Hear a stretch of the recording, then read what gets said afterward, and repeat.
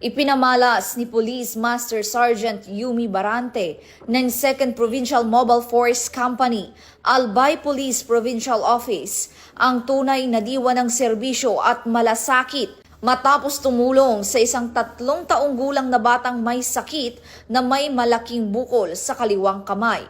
Kasama ang kanyang team, ilang ulit na tinulungan ni Police Master Sergeant Barante ang pamilya ng bata sa pagpunta sa ospital at nakipag-ugnayan sa mga ospital ng barangay upang matiyak ang tuloy-tuloy na gamutan.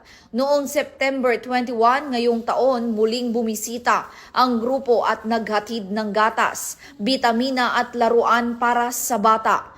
Ang tunay na pagsisilbi ng pulis ay hindi lang nasusukat sa pagpapatupad ng batas, kundi sa bawat pusong ating natutulungan. Patuloy na tiniyak ng PNP ang pagpapatupad ng mga programang nagtataguyod ng makatao at may malasakit na serbisyo publiko sa ilalim ng bagong Pilipinas.